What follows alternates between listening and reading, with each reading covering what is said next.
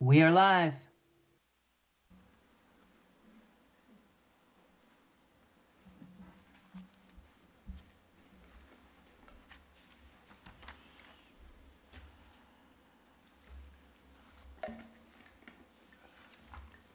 Good evening, everyone. I'd like to call this meeting of the Westfield, Washington Township Board of Zoning Appeals to order for the November 9th, 2021 meeting. Staff, can you note the presence of quorum, please? Ms. Fortier. Here. Mr. Morales. Here. Mr. Schmitz. Here. Mr. McCarty. Here. Mr. Buller. Here. We have a quorum. Thank you. Next, consideration of the minutes from the October 12th, 2021 meeting. Those have been circulated to board members who've had the opportunity to review those. Do we have any questions, comments, recommended changes? Or I'll entertain a motion to approve. I make a motion to approve minutes from October 12th, 2021. I'll second that. Motion by Ms. Fortier, seconded by Mr. Bowler to approve the October 12th, 2021 BZA minutes. Staff, can you call the roll, please? Ms. Fortier. Yes. Mr. Morales. Yes. Mr. Schmitz. Yes. Mr. McCarty. Yes. Mr. Buller. Yes. Motion carries. Thank you. Next item is approval of the 2022 Board of Zoning Appeals schedule of meetings and filing dates. Staff, any comments on these before? Looks like there's only one that was kicked to a different day in November. Nothing too exciting there, right? All right, I'll entertain a motion to approve the schedule for 2022. Motion to approve? I'll second. Motion by Mr. McCarty, seconded by Ms. Fortier to approve the 2022 schedule of meetings and filing dates. Dane, can you call the roll, please? Mr. Morales. Yes. Mr. Buller. Yes. Mr. Schmitz. Yes, Mr. McCarty. Yes. Ms. Fortier. Yes. Motion carries. thank you. And will you, Dane, please review the rules and procedures for tonight's meeting? Due to the COVID-19 emergency as declared by the Governor of Indiana, the format and conduct of the meeting has been modified to comply with executive orders regarding the conduct of public meetings, public hearings, and public gatherings. Relevant portion of the Indiana open door law have been amended or suspended during the pendency of the emergency. For the items requiring a public hearing, tonight's meeting has the following structure. The department will summarize the petition, then the petitioner will be given up to 15 minutes to present to the board. The president will open a public hearing, and individuals will be given 3 minutes to speak. The public hearing will be closed when all interested members of the audience have had a chance to be heard and all emails received during the meeting have been provided to board members. The petitioner will then have a chance to respond to comments, and the board will follow with any comments, questions, or concerns regarding the petition. For the rules of conduct this evening, please do not disrupt the proceedings in any way. If you need to have a private discussion, we ask that you please quietly exit the room. Please silence your devices at this time, but if you must answer them, please quietly exit the room. If you are attending in person and wish to speak in regard to a petition scheduled for a public hearing, then please fill out a yellow card. Once the public hearing is opened by the president, then please provide us your yellow card as you approach the podium. There are some up here, and are there any in the back, Kevin? Some in the back as well.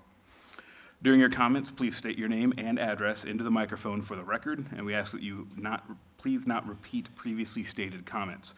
Your presentation will be timed, and you will be advised when there is approximately 30 seconds remaining. If you are not attending in person, comments regarding a petition should be emailed to planners@westfield.in.gov with the petition name or number included in the subject line. Those comments will be forwarded to board members and the petitioner. We would like to remind everyone to please speak directly into the microphone so your comments can be put onto the record. Also, please mute your microphone when not speaking. Thank you. Thank you. First item of business tonight is 2110 VU05, and is it 2120? It says 1220 on mine. Okay, 2110 VS 39. 206th Street, generally 60 feet west of the Monon Trail. Susanville, I'm probably mispronouncing that, requesting a variance of use to permit a tiny house on wheels in SF5 district and variance of development standards for lot area frontage, setback lines, lot width, and single-story living area in the SF5 district. And that is Caleb. Yep. Thank you, President, members of the board. For the record, Caleb Ernest with the Community Development Department. As stated, the project before you tonight is a variance of use to permit a tiny house in the SF5 single-family high-density district villages, and a variance of development standard from the minimum lot area, lot frontage, building setback lines, lot width, and single-story living area of the SF5 zoning district. The property is zoned the SF5 zoning district and is located, the current address is 0 East 206th Street. This property is approximately 60 feet west of the Monon Trail right-of-way. The adjacent property to the west, north, and east of the property are zoned the OI Open Industrial District, and the adjacent property to the south is zoned the SF5 zoning district. This item before you was scheduled for the October 12th BZA meeting. Upon the petitioner's request, this item was continued to the next BZA meeting, November 9th tonight. This item has been properly noticed and advertised. Staff has received one public comment, which I will pass out right now.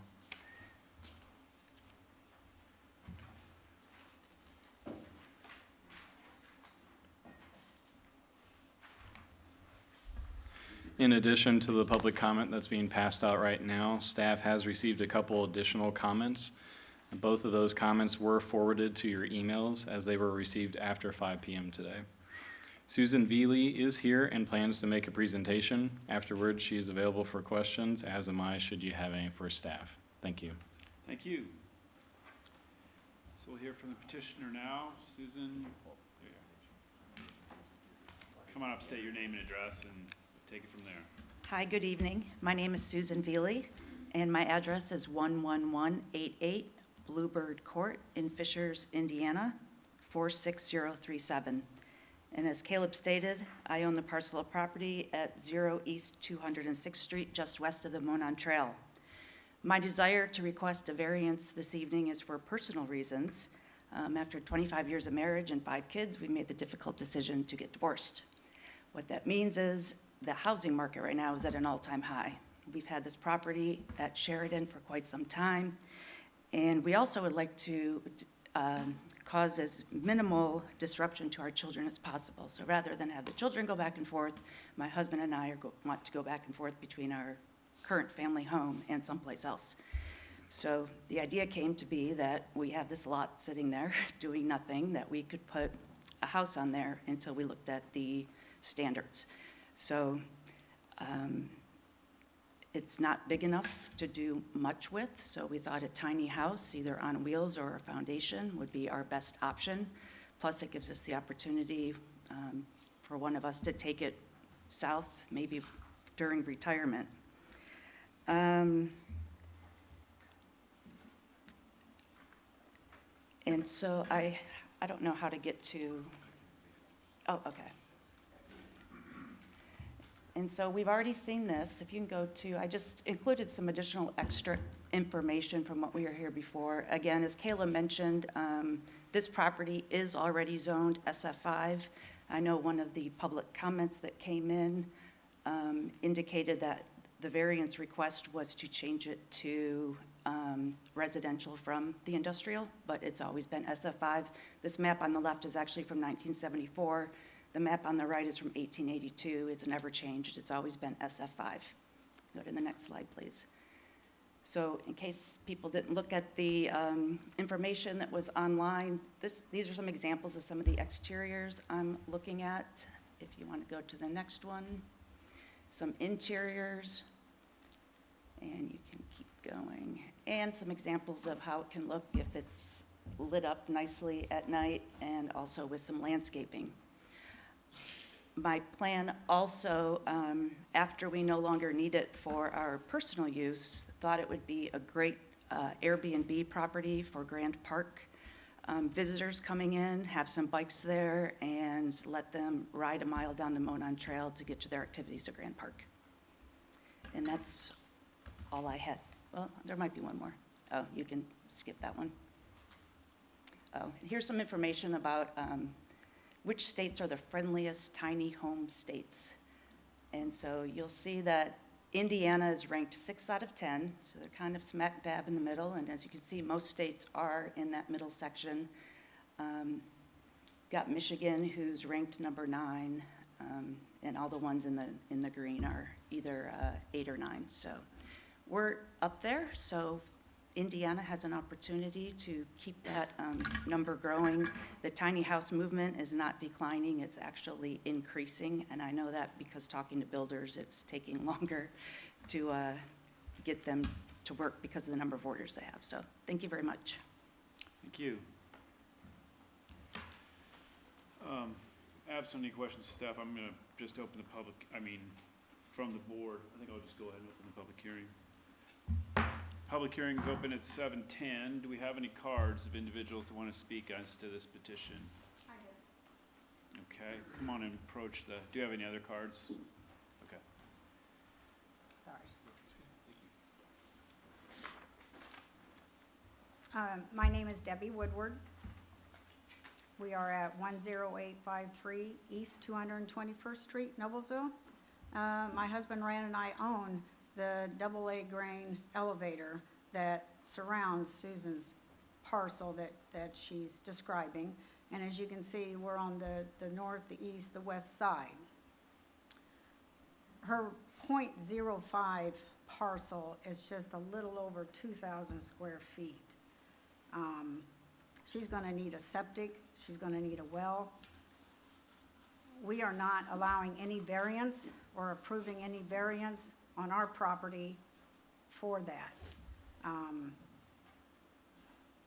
We've got semi-trucks, trailers coming in, anywhere from fall all the way through past spring planting season, and you can see how close it is. I'm not quite sure. We just know we are not gonna allow a variance for her to put a septic, coming through our property. When you say variance, you mean an easement? An easement, yes. To locate her septic field or any part of her Yes. septic facilities on Because your for- property, nor access using your driveway? Correct. So, yes, there's nowhere to park, except in our driveway. So, yes, we are not allowing any easements for that. And, for septic systems, it can go, depending on the size of the house, anywhere from 1,000 to 1,500 feet for a septic system. So, we were just concerned, and we are not going to allow any easements of any kind coming onto the property. I think that's it. Great, thank you. Okay, thank you very much. Does anyone else wish to speak on this petition, 206th Street? Seeing none. There's been ample opportunity electronically. Do you see anything? Close the public hearing on this at 7:13. Petitioner, would you care to respond to any of the comments made? We'll probably stay on up we'll have some questions, I suspect. Okay. To address AA grain, we're not requesting any easements. Currently working with the health department and also the soil scientists to understand how we can fit that on the lot. They do think there's alternative ways to be able to make that work without requiring any easements on any AA grain's property. Okay. And then access, same way, you can come off the road without Yeah, using their driveway? Yep, we've got road access. I think if you look at the grid that's in, we're requesting part of the variance to have a 0 lot line on the east side of the property, so we can put it as far, as possible. And that will definitely allow enough room for 1 or 2 cars, but it'll probably just be 1 car that needs to get on there. And I'm sorry, when you said you're locating it on which side? The east side of the lot? Yes, Okay. the northeast is where we're recommending that the tiny house sit, so that's where the variance and setbacks are requested. Okay. As for the access and the septic issue, that's outside the scope of this body. I just want to make sure that it's stuff that you had been looking into. Right. We're aware that those could be huge hurdles moving forward. Anyone jump in with some questions? What about water access? So septic and water are not on the north side of 206 right now. Gas and electricity are, so that's the issue right now. We are looking at ways to have a smaller size septic tank, just because right now again, it's not your department, it's through another department, but the minimum requirement is for a 3-bedroom house. Well, this obviously isn't a 3-bedroom house, so we're looking into, and again, they may not pass it, so even if I get a variance here, I still may not be able to do something if I can't get something done from a septic standpoint. Okay, thank you. Yeah, that would be my biggest concern, is just the septic and water accessibility with that, as well as drive. If it's just one car, then great. In terms of the trees that are on the lot, in this picture you can't quite see it, but when you zoom in on Google Maps, I see a bunch of trees there. Is there going to be any removal or any other landscaping involved? Yeah, I would love to keep as many of the big trees as possible.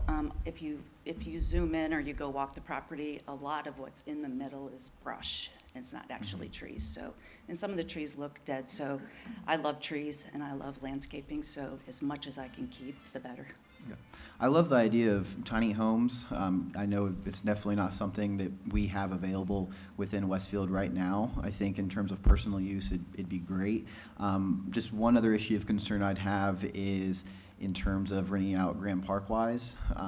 Again, I think it's more so for the individual use as opposed to, say, a few people being there. So I just, maybe look into that a little bit of what is allowed and so forth, but. Yeah, you're able otherwise- to cap how many people can go, so it would be a maximum of 2 people. Okay. Have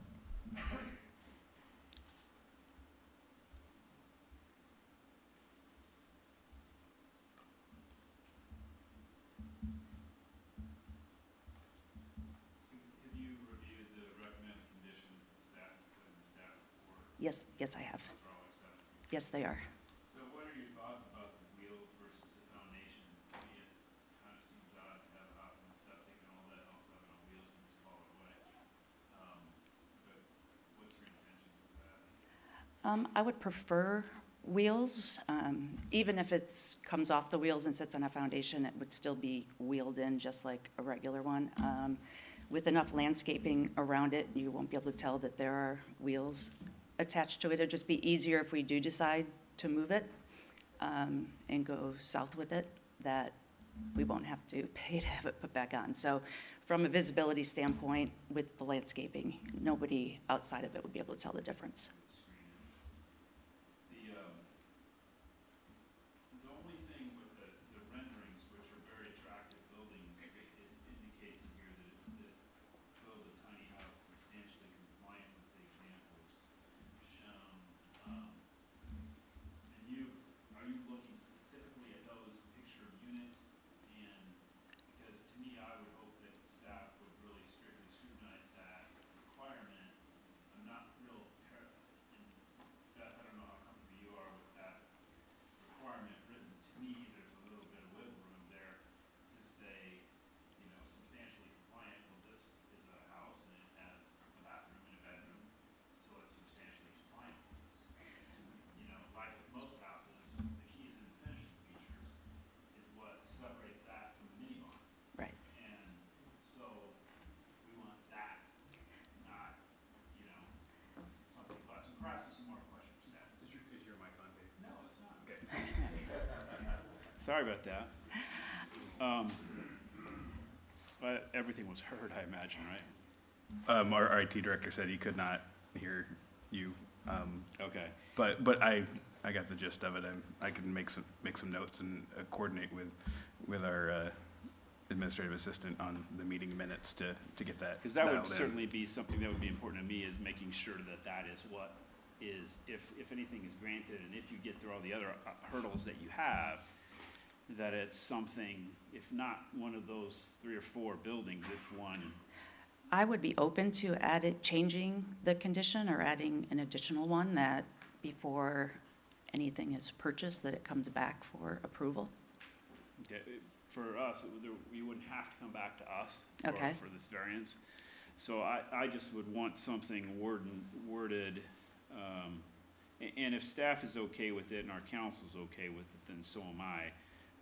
I just have that concern whenever you're dealing with something, dealing with architectural features and finishing features, yet it's still a building, it's still a house, it still has a bedroom, we want that. Yeah, I want that too.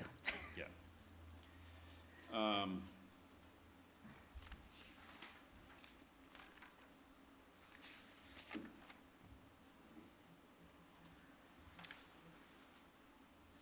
Anything else from anyone else on the board?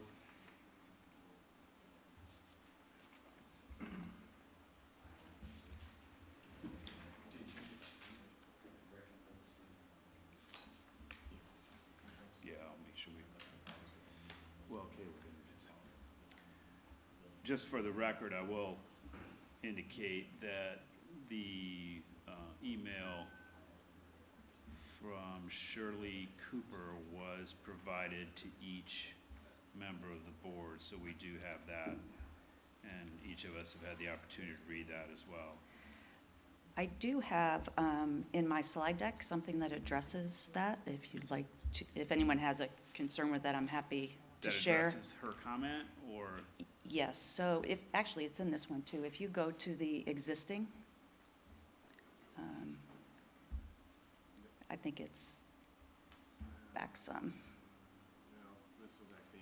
Oh, if you go to the exhibit that shows existing, yes. Yes. Nope, it's existing conditions. Maybe, yes. So this is Shirley Cooper's house, which is right across the street from mine. So her concern was having a home like I'm recommending on my lot. So just, Okay. Can we hear what Shirley said? Can we hear the comment, or? Sure. Would you want to, staff, you want to, or do you even have it anymore? I can read it for the record. It's an email from Shirley Cooper. I, being a homeowner across the street at 5 West 206th Street, oppose the placement of a tiny house on wheels to occupy this lot. There is no room for septic. Also, there is no water supply. From my understanding, this lot does not comply with the amount of acreage required for a building in Hamilton County, Is this property just to be a place to park a mobile home? A home on wheels does not seem appropriate for this community at this time. For more information, please contact me, and it gives her name, address, and phone number. so in my slide deck, I actually pulled the property parcel number, and it's the very last slide, right there. So that's her property in blue, and that's her name, so. A substantially larger lot than yours. The stuff about water supply and septic's not our issue to address, so purely focusing on the use is our role. Yeah. And as you mentioned, with water and septic being pretty much the biggest concern, with that being out of our control, it's more so just the approved use for the tiny home. Right. So. There's nothing that would allow any kind of, in the absence of well and septic, to have any kind of a vehicle like an RV or something or similar use to this on this property, right? I mean, it's not like, in other words, if she doesn't get septic but has somehow ended up with one of these buildings, it can't go there with some temporary measure for tanks and septic, can it? There's Well, nothing to worry about there, is what I'm saying. I don't know. I mean, there's still some minimum development standards that would have to be met. One of those is a minimum width of a residence, and I don't know that all traditional modular homes or mobile homes would meet that definition. A single wide would not. I mean, even as presented. No, as presented, I think she's addressing that. I'm sorry, I thought you were asking if not approved, what could go there, and I don't know that there's a lot of room to do. It would be Anything hard else? to live in there without well and septic, though. Anything else other than what she's presenting, correct? Yeah, I just don't know that anything else could meet our standards. Well, this doesn't either, without a variance. Correct. Yeah. I wasn't clear on the existing versus proposed exhibit that was in the agenda, was that staff created or was that petitioner created? Petition created. Could you pop that up real quick? I didn't understand how, you indicated, I might need to walk over there to show you. this one I understand. So that's the existing. So That's only if we use the 520 feet. setbacks right now. Okay. So what you're saying is you could put it in the middle of the lot and it would be, Well, do we have a square footage figure for your buildings? Yeah, they're right here. So the 240 is what, they range from 240 to 608? Correct. So at least with respect to setbacks, you could plop it in the middle if, as long as it was 500 or less, 520 or whatever your number was, right? Correct. Okay. But But it hampers being able to get the cars in and have a place to sit outside and, yeah, and you probably need to create room for, but I thought you were gonna put everything in the northeast corner. so that is the northeast corner. I apologize. So if you scroll up, those are the setbacks up top. So I think it's how many? feet Oh, from- 206th Street's at the top Yeah, of the page. 206 is at the top. Gotcha, The Monon is on the left. gotcha. Double A green is on the right. Okay, I follow now. Okay. So you're thinking that the minimum size building would be the 240 and the max, the min and max relate to the biggest and smallest one you would Yeah, consider? I'm targeting about 400, Halfway in between. so it'll probably be right in between there. I see. And you do have, so if you're tucked up against that easterly side, you do have a tree buffer between you, not owned by you, between you and the Monon, Correct. that hides everything, which is nice. It's all part of the grain elevator parcel.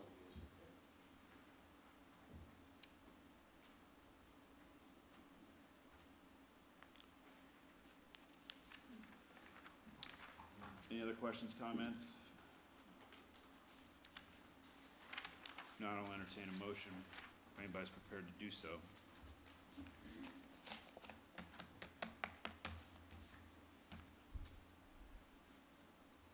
Want to ask one clarification beforehand.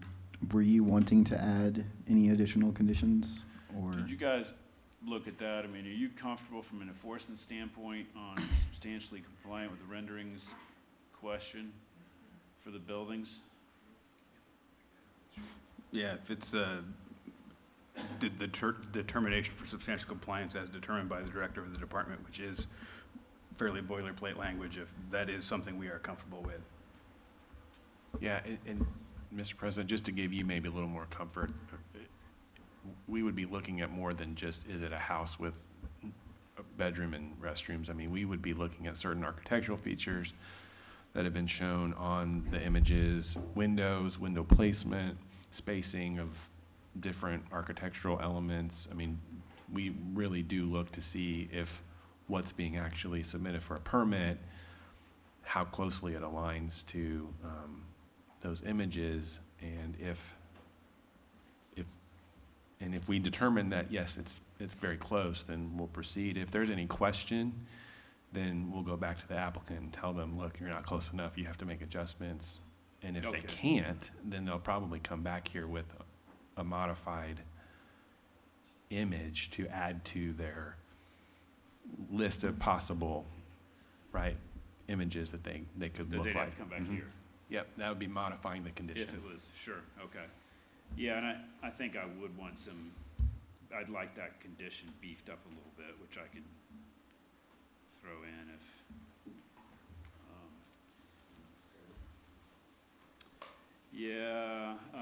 we take these one by one? Use variance first, I take it? I will make a motion to approve 2110 VU 05, subject to the following conditions for approval. And these, with the exception of number 2, will be straight out of the staff report. Number 1, that the tiny house land use shall be approved as described in the statement of intent, which is Exhibit A. Number 2, that the petitioner shall only build a tiny house substantially compliant with the example shown in Exhibit 7 as determined by the director in his or her sole discretion. Number 3, that the tiny house can be on wheels or foundation. Number 4, that the petitioner shall install landscaping around the exterior of the tiny house. Number 5, the petitioner shall submit an improvement location permit for construction of the tiny house on the property. 6, that the petitioner will follow Appendix Q for tiny houses in the 2020 Indiana Residential Code of 2018 IRC.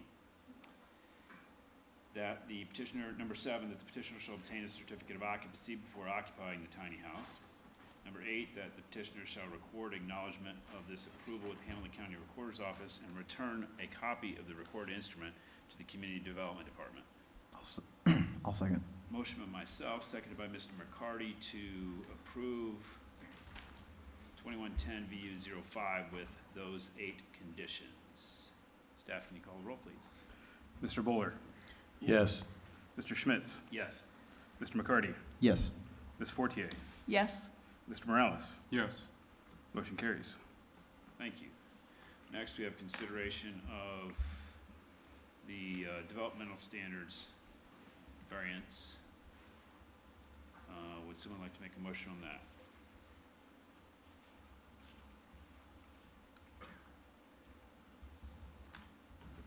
I'll make a motion to approve 2110-VS-39 206 Street Tiny Home with the recommended conditions that 1, the minimum single-story living area variance only applies to a tiny house constructed in substantial compliance with Exhibit 7, and 2, that the petitioner shall record acknowledgement of this approval with the Hamilton County Recorder's Office and return a copy of the recorded instrument to the Community Development Department. I'll second. Motion by Mr. McCarty, seconded by Ms. Fortier to approve 2110 VS 39, subject to the 2 recommended staff conditions. Staff, can you call the roll, please? Mr. Bowler, Yes. Mr. Schmitz, Yes. Mr. McCarty, Yes. Ms. Fortier, Yes. Mr. Morales. Yes. Motion carries. Thank you, and I will make a motion to adopt staff's findings of fact for the approval of the use variance. Do you have a second? I'll second. Motion by myself, seconded by Ms. Fortier to adopt staff's findings of fact for the approval of the use variance. Staff, can you call the roll? Mr. Bowler, Yes. Mr. Schmitz, Yes. Mr. McCarty, Yes. Ms. Fortier, Yes. Mr. Morales. Yes. Thank you, and I'll also make a motion to adopt staff's findings of fact for the approval of the development standards variance. Second. Motion by myself, seconded by Ms. Fortier to approve staff's findings of fact for the approval of the developmental standards variance. Staff, can you call the roll? Mr. Bowler, Yes. Mr. Schmitz, Yes. Mr. McCarty, Yes. Ms. Fortier, Yes. and Mr. Morales. Yes. Motion carries. Thank you. Good luck. Thank Susan, you. get this stuff taken care of. Thank you. Move on to the next one.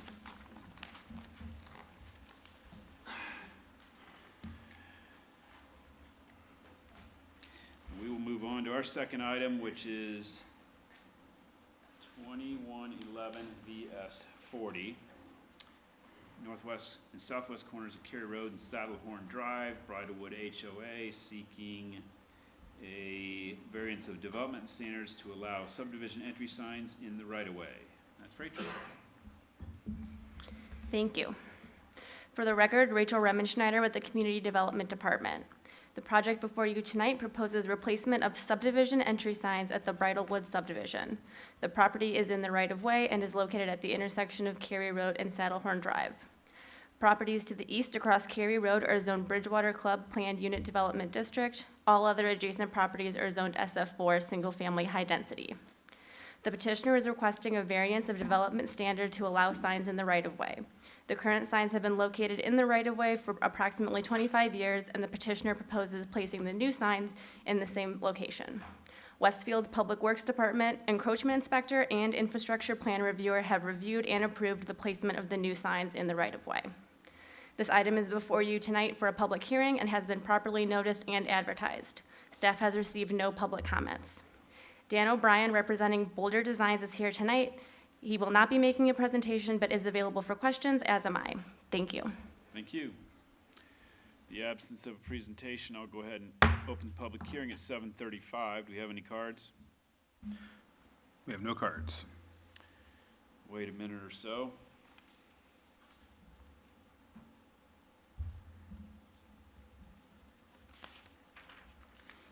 No emails at this time. Okay.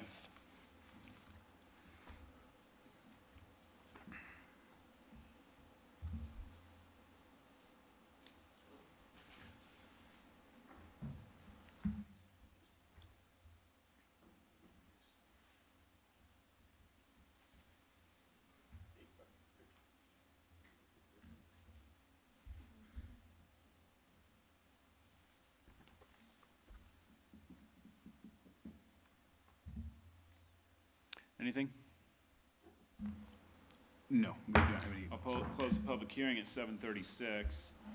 At least, in my opinion, we've got signs that are same size, same location as before. Public Works supports it. Not much here. Anything, any questions, comments? Was just gonna say that they're a little less flashy, but otherwise Yep. they're fine. Yeah, I agree. I'll entertain a motion. I make a motion to accept 2111-VS-40, the Bridlewood signage, with the following recommended conditions for approval. One, that the existing subdivision entry signs will be removed.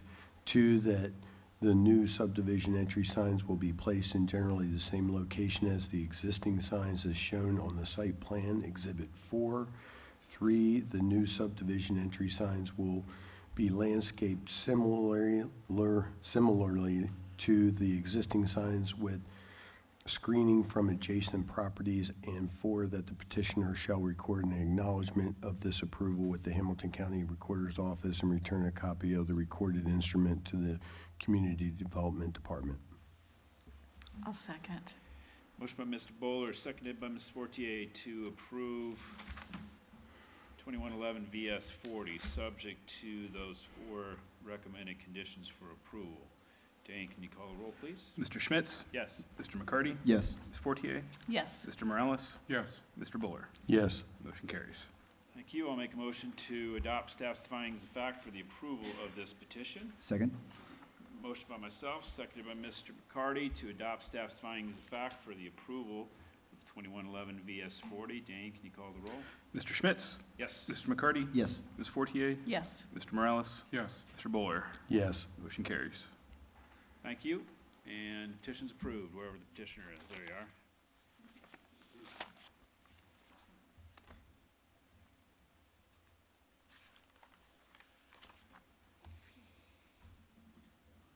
Next item on the agenda, 2111 VS-41, 17455 Tiller Court, Windows LLC, seeking a variance to modify the conditions of a previously approved variance from 2019 to expand a non-masonry dumpster enclosure in an established front yard in an EI district. And that is Rachel. Thank you. For the record, Rachel Remmenschneider with the Community Development Department. The project before you this evening is an amendment to a previous variance, as stated.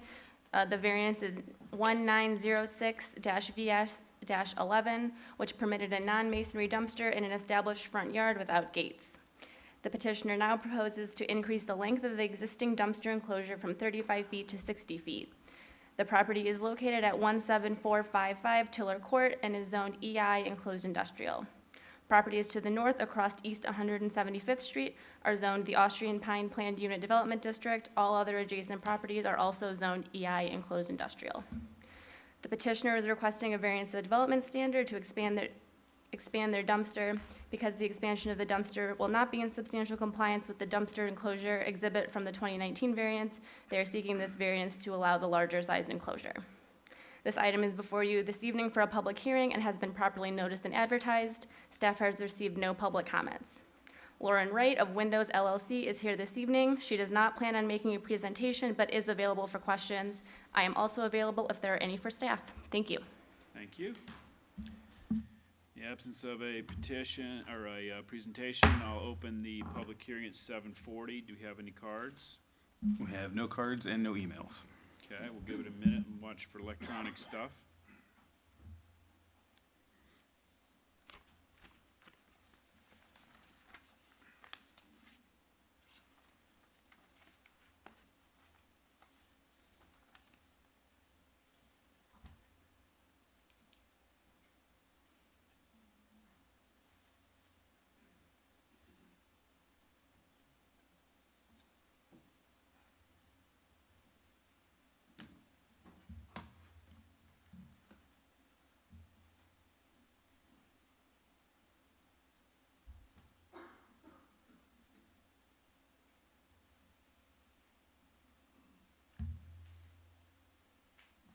No emails.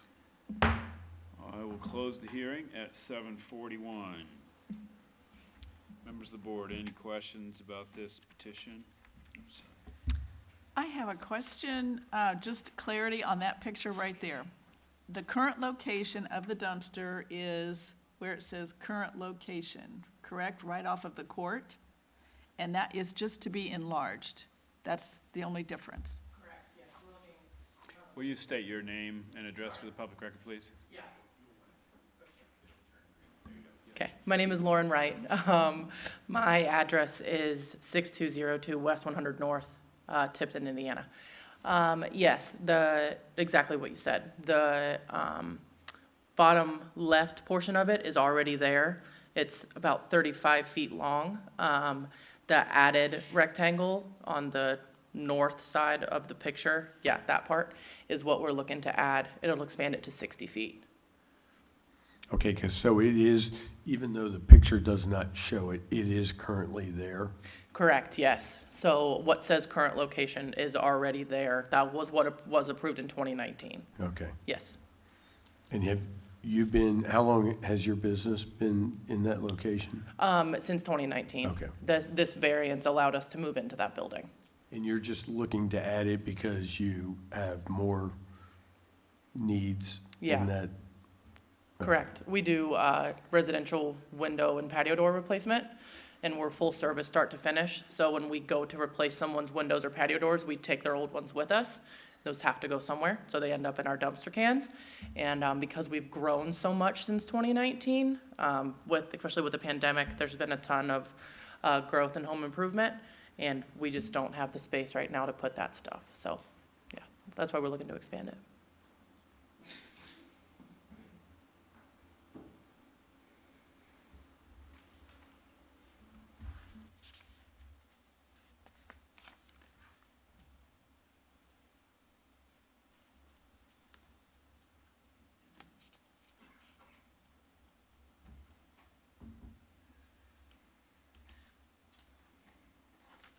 Any other questions, comments? If appropriate, I'll just go ahead and make a motion for 2111-VS-4117-455 Tiller Court Windows LLC with the recommended conditions that 1, the dumpster enclosure expansion shall be built as shown on the proposed dumpster enclosure exhibit, Exhibit 3, and 2, that the petitioner shall record acknowledgement of this approval to Hamilton County Recorder's Office and return a copy of the recorded instrument to the Community Development Department. I'll second that. Motion by Mr. McCarty, seconded by Mr. Bowler to approve 2111 VS 41, subject to the 2 recommended conditions for approval contained in the staff report. Dane, can you call roll, please? Mr. McCarty? Yes. Ms. Fortier? Yes. Mr. Morales? Yes. Mr. Bowler? Yes. Mr. Schmitz? Yes. Motion carries. Thank you, and I'll make a motion to adopt staff's findings of fact for the approval of this petition. I'll second. Motion by myself, seconded by Ms. Fortier to adopt staff's findings of fact for the approval of 2111 VS 41. Dane, can you call the roll? Mr. McCarty? Yes. Ms. Fortier? Yes. Mr. Morales? Yes. Mr. Bowler? Yes. Mr. Schmitz? Yes. Motion carries. Thank you. Matters approved.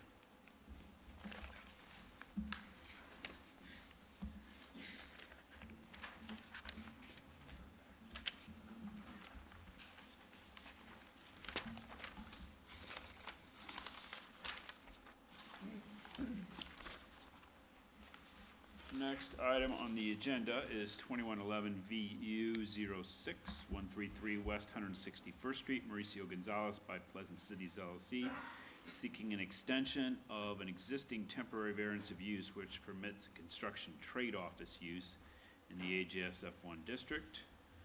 And that is Dane. Evening, members of the board. For the record, Dane Crabtree with the Community Development Department.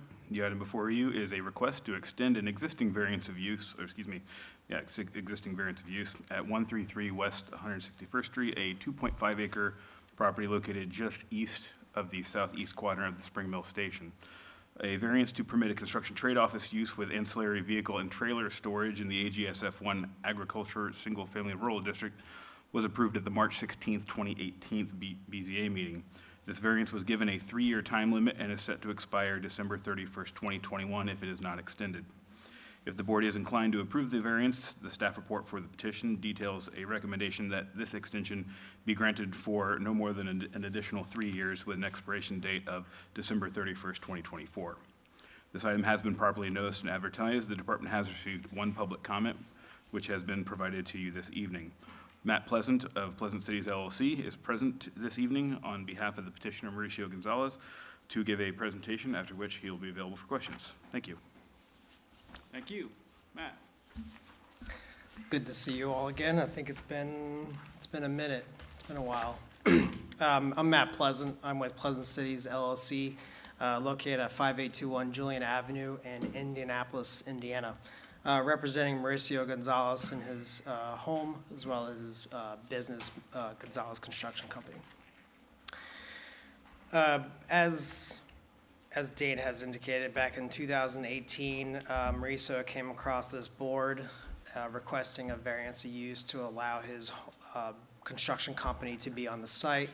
Everything, make sure this works. Everything is held behind here, behind this house, and you actually can't see it. And actually, since then, in 2018, Mauricio did extend his house outward because it used to be just about here. He did kind of shoot his house more so you can't see anything behind there from 161st Street to begin with. And then he actually did quite a bit of drainage mitigation up along the front of 161st Street as well. Located at 133 West 161st Street, Mauricio is kind of in this weird place where a home business, yes, he does have his construction office and his business at his home. However, it's in this weird spot to where it's a very small business still. He has less than 8 employees that come through that work for his business. There's 4 work trucks, 1 excavator, and that he holds himself. And I want to make this clear that all the building materials are actually delivered on site. That doesn't necessarily come back to it. The work trucks that has employees that do end up showing up to come pick up those trucks. But in reality, that's what kind of separates himself, is he can't be identified as a home business because he does have employees that do show up to kind of pick up those trucks. At the same time, I wouldn't argue that he is not of the massive scale office construction that is kind of contemplated when you come to some of these bigger, larger businesses that you can start thinking about that can and hold their large facilities. So back in 2018, Mauricio was requested to get the variance 3 years, specifically to allow him time to, 1, keep this business functioning, but 2, allow him to look around for some new places. This business has been functioning at this site specifically since 2012, so it has been established. It has been here for a long time. Over the past 3 years, or the past 3 or 4 years, have been kind of tumultuous, to say the least. As you know, he did, and I can attest to it. I know Mauricio will as well. Looking around at different sites around Westfield, he is adamant about staying in Westfield as a small business, starting here, living here. He really wants to keep his business here in Westfield. Looking in places like North Point, which would be permitted under open industrial and closed industrial. And as staff has kind of pushed to try and help him find a place that's in those districts, Hayworth is not available yet. North Point's a little bit out of his price range. He looked at a place in South Park, again, a little bit out of his price range. and some other places. And he's found a couple sites here and there, and they just happen to fall through.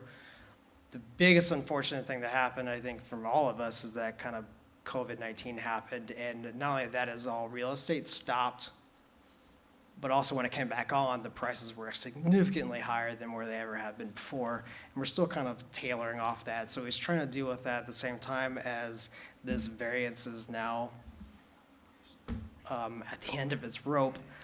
So I wanted to make sure that those are the big things. If we could, actually, we're fine to leave it here. We did receive 2 letters of support. I want to make that clear that his neighbor both to the east and to the west have both provided letters of support that they do want Mauricio to stay. They're happy with the business. It doesn't bother them. It doesn't, it's no different than having you leave your house and come back at the end of the day. The trucks come back at the end of the day. Again, no materials are coming back. And then his employees are getting it back into their own personal vehicles and driving back home to where they are. So the amount of impact on this site is very minimal, comparatively just like anybody else that has a large family and wants to stay here. Additionally, I just want to point out that this is a primary arterial contemplated to be widened someday in the future. That's up to the Public Works Department and when that is, but it is specifically set and ready for whenever there's a lot of stuff. Not to say that he's actually contributing to the street network in that regard, but just want to make sure that the amount of traffic that if that would be generated in those bigger trucks, it is contemplated, it is fine. It is, that the street is okay. Additionally, as the staff has also indicated in the comprehensive plan, it is kind of in a weird spot. Again, the comprehensive plan recommends suburban, but also that it's on the very edge of the Spring Mill Station plan. I think it cuts off right here, if I'm not mistaken. It may be right here. I'm not 100%. And it does contemplate that this would be like commercial. Now, again, that plan was adopted in 2007 time period, if I'm not mistaken. I'm looking around, but no one's looking. So, yeah. So it's 27 or 12? Yeah, it's been almost a decade is what I'm trying to get at. And since Kroger is literally right here and he can see it all the time, it's right there, it might be an opportunity to kind of start thinking about what this is going to look like. And I could see it go both ways, whether it be commercial, whether it be residential. I think it's just based on the market. Mauricio does not, and his family don't necessarily expect to stay here forever, and that's not the intent. Right now, and again, as I brought up earlier, that he's looking for a place to house his business and a more permanent solution. The house itself, he is willing, and I know his neighbors have been contemplating as well. It's just time. So looking for the right price, looking for the right buyer, looking for the right job. And to be able to take that money and move his family elsewhere within Westfield, and his business also within Westfield as well. So we're asking for an extension of this variance. We believe that the 3 years makes sense. Really, it's going to be 1 to 2 years to kind of look around additionally for more land, or a better location for the business, possibly for his family itself. And then if that 1 year cushion, I think helps, especially if he needs more zoning requests, because it does take a long time to get everything prepared and then come in front of either you guys or the city council for their approval for rezoning. So as staff has suggested in their staff report, we are open and willing to adhere to the condition for the 3 years. With that, I'm actually going to end my presentation a little bit short and hire for any questions. Thank you. Great, thanks. We'll defer questions and just go straight to a public hearing, if you don't mind, Matt. Public hearing be open at 7:54. Any cards? See one person approaching.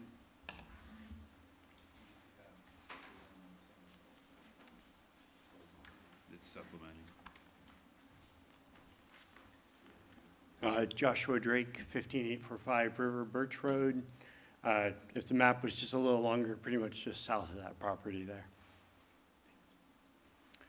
We've lived south of this property for about 9.5 years. And I say property, I mean house. And that's how I've always thought about it, as a house. I didn't even realize until several weeks back that there was even a business office there.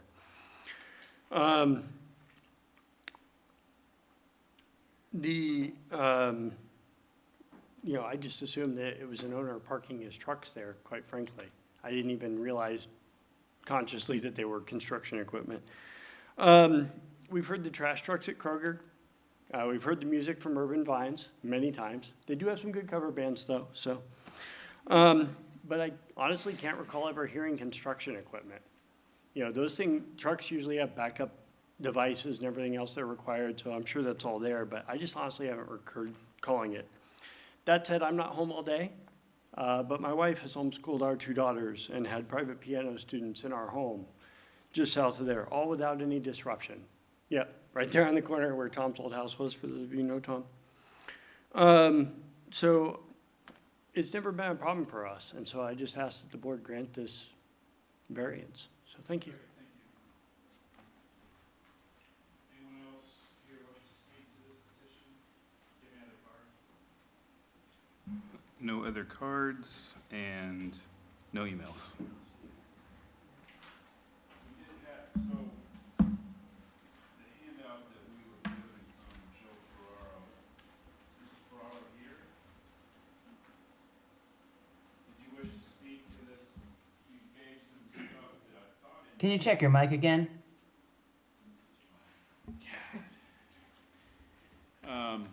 You provided some photographs, and I thought it indicated that it would supplement what you, please add these photos to our comments. So did you have comments as to this petition, Mr. Ferraro? You should have the email.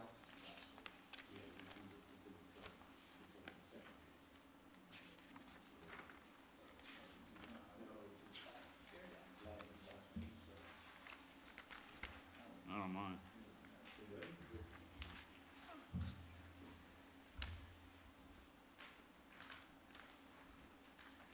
Do you wish to speak to it? Do you want me to just read it, or? You can read it if you wish. Okay. It's directed to the Plan Commission. We're the Board of Zoning Appeals, so we'll go with reading it anyway. This letter is to formally oppose any continuation of the requested variance extension from Mr. Gonzalez to run his business out of his private residence. We have owned the 25 acres just south of the Gonzalez property for 48 years, and it's currently available for development. Our understanding 3 years ago was that the variance was a temporary situation. Since temporary variance was approved, Mr. Gonzalez's property has looked like a construction site with no outside material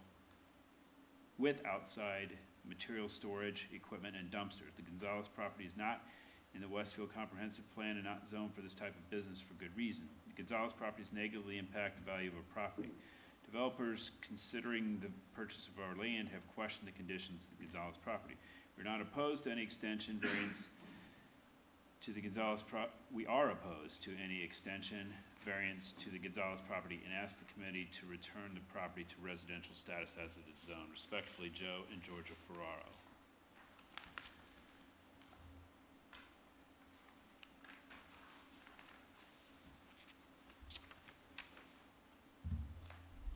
No other electronic communication? No. Okay, I'll close the public hearing at 7:58. Any response from the petitioner?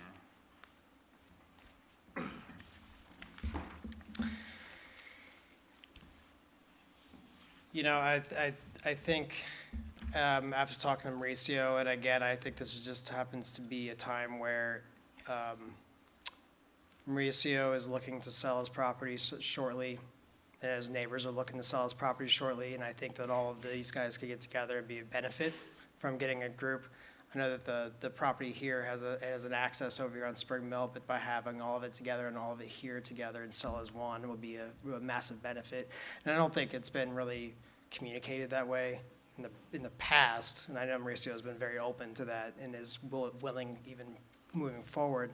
Additionally, if it is something of an issue, and I know some of those pictures were provided where the excavator can be moved into, he's got a small barn that's sitting out here. He can move that. The excavator's a small one, and it's mostly just to move because he has gravel. And he needs to make sure that the gravel stays on his side so it's not damaging his house. So leaving that in there, that's fine. The dumpster, the main reason for the dumpster is any scrap that he needs to bring back, but really the majority of it is actually trash that is coming from Kroger and blows over his yard, which he just collects and just kind of tosses it back in the dumpster that he has in the backyard. I'm not saying that's the sole reason why there's a dumpster there, but I'm saying it is definitely part of the reason why the dumpster is there. I guess the one thing that's troubling about the photos from my perspective is I think the original variance was a construction trade office use with ancillary vehicle and trailer storage for the business. Correct. And this seems far beyond vehicle and trailer storage. Mauricio's been a real success story and has been a good Westfield business that, you know, we brought that up at the time of the petition originally. These photos, to me, aren't really consistent with that. It's not consistent with what was approved. So what can be done to me, and I guess I'd look to staff on this. I'm presuming that there weren't enforcement actions or complaints through the 3-year period. That's accurate. Yes, this is the first that we've been you've given. made aware of it. Yeah. But would you characterize, when you look at this, you wouldn't characterize this as being consistent with what was granted, correct? There was although there was not a condition made with the original variance that there would not be outside storage, staff feels comfortable that the addition of outside storage yet is not consistent with the original approval. We aren't opposed to having the excavator be put inside the barn, if that helps to mitigate these concerns. Yeah, I mean, to me, you have ancillary vehicle and trailer storage. To me, that equipment, those vehicles aren't necessarily the issue. It's more the rubbish, the gravel, the piles of stuff. This is not meant to be an open industrial district. And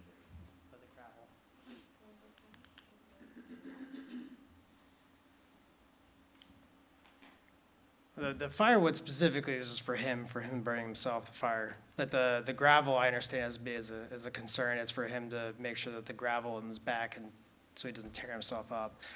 If there's a way to be able to mitigate the size of it, I mean, I think that's something that we're very open to doing. well, to me, I mean, you've got, all we're being asked to do is extend the variance. So the variance was for vehicle and ancillary vehicle and trailer storage and a construction office use. So to me, anytime you're stepping beyond that, you're in non-compliance, and that's an issue for staff. I don't think we need to define the scope. It's already defined. Here's what you're seeking to get approved, what you had approved before. To the extent you go beyond that, then that's something that will be subject to enforcement, and something that we hope you would eliminate and take a look at what it's being used, and if it's not consistent with specifically what was approved, then please remedy those situations, because it's not fair to surrounding owners. I hear what you're saying, and I know we'll be more than happy to work with staff to make sure that we're in a place that everybody can be comfortable with. Any other questions, comments? I have a comment. I am kind of surprised that we have not seen some landscaping around the sides and the back for the neighbors, even though they are kind of far away. Just for that appearance. I was surprised by the pictures as well. I don't live too far from there, and the traffic is not bad. I don't have a problem with the business. It's been very busy there, and I'm happy for them. But I've always wondered why there was no landscaping in the back to block that, to buffer that, especially for those two neighbors. I think they would appreciate that. And for future building on that airstrip, that's coming. So I think it would be nice if we'd have some landscaping there. I don't know, can you put that in there for the approval? I suppose we could, but again, what they're seeking is the extension of their existing variance, which do you need to have the vehicles and trailers that are permitted landscaped? Well, I don't think that was discussed when the petition originally came through, because I don't think, because this was not, you know, these photos, we weren't told this is what this was gonna look like. Then again, the neighbors on the either side haven't been the ones complaining, so on the east and west side at least. So, and nor has there been any enforcement action over 3 years. So, I guess my preference would just be that they would bring it into compliance with the existing variance as extended, you know, if we are inclined to do that. I was just going to add that usually the biggest thing for me is having the neighbors' approval or disapproval, and having both east and west side neighbors, as well as one additional one to the south, be in favor of continuing the variance. I think that's huge. And then just having an observance for the area.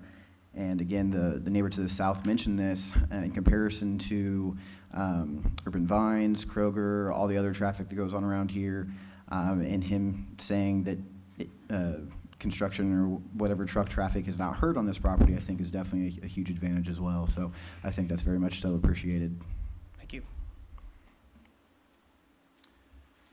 Anything else?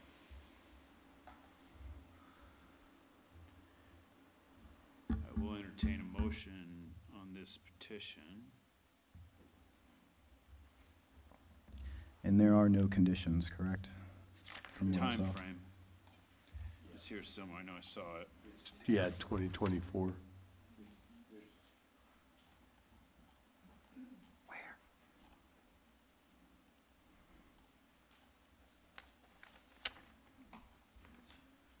I don't see him, so someone else can make it. Oh, just the time frame one. Oh, okay, okay, I see that, okay. Oh, well, I'll go ahead and make it then. I'll make a motion to approve 2111-VU-06, 133 West 161st Street, Mauricio Gonzalez by Pleasant Cities LLC, with the only recommended condition that the variance of use shall expire on December 31st, 2024. I'll second. Motion by Mr. McCarty, seconded by Ms. Fortier to approve 2111 VU-06, subject to condition that the variance expire on December 31, 2024. Dan, can you call the roll, please? Ms. Fortier, Yes. Mr. Morales, Yes. Mr. Bowler, Yes. Mr. Schmitz, Yes, Mr. McCarty. Yes. Motion carries. thank you. Well, as to findings, Matt, you provided some findings that you didn't walk us through. I think unless there were elements of that you were concerned about, I'm more comfortable with just going, and because I haven't looked at yours in great detail. Staff's. My argument was one thing, and I think staff had rewrote them to make them more comfortable for them side. I don't have any issues for staff's recommended findings. Thank you. I'll make a motion to adopt staff's findings of fact for the approval of 2111 VU-06. We have a second. Yeah. Motion by myself, second by Mr. Morales to adopt staff's findings of fact for the approval of 2111 VU-06. Stan, can you call the roll? Ms. Fortier, Yes. Mr. Morales, Yes. Mr. Bowler, Yes. Mr. Schmitz, Yes, Mr. McCarty. Yes. Motion carries. thank you. Matter's approved.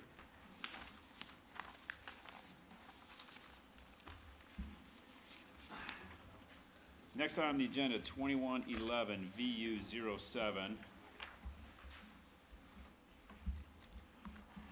Southwest corner of State Road 38 and Commerce Park Drive, Stellhorn North Point LLC, seeking a variance of use to permit a firearm shooting range training facility with ancillary special handling, retail, gun sales, use on 1.3 acres in the North Point PUD.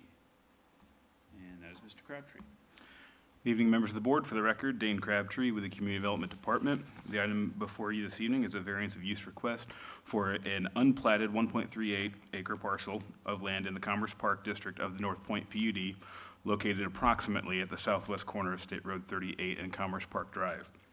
Petitioner is requesting a variance of use to allow a firearm shooting range / training facility with an associated special handling retail component, specifically firearm sales.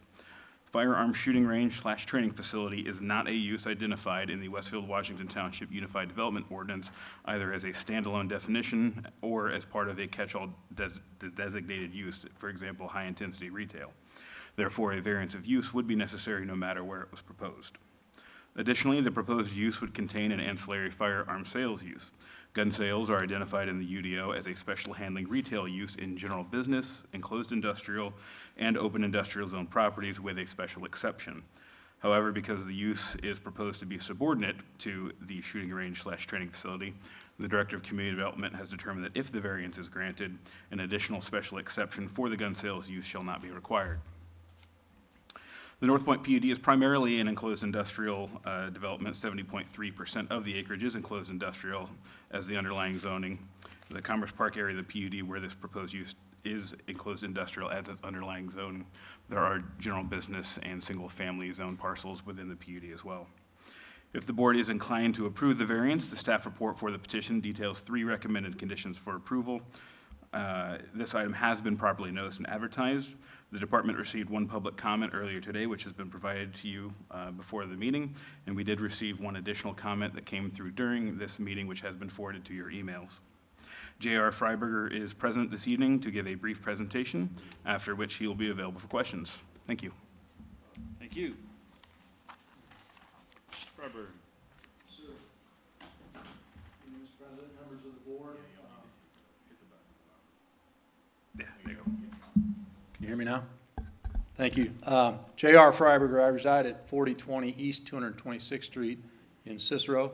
My cousin Andy and I are partners in JRF Construction. We own, our office has been here for 20 years, since 2002 in Westfield. We're at 705 East Main Street, and we own multiple buildings here in downtown Westfield, as well as this 30-acre parcel. We own the entirety of the Commerce Park 3 area in the North Point PUD, 30-acre parcel. Currently under development. The road, infrastructure road from State Road 38 to Grassy Ranch Road is under construction, storm utility facilities, drainage, detention, and all of that.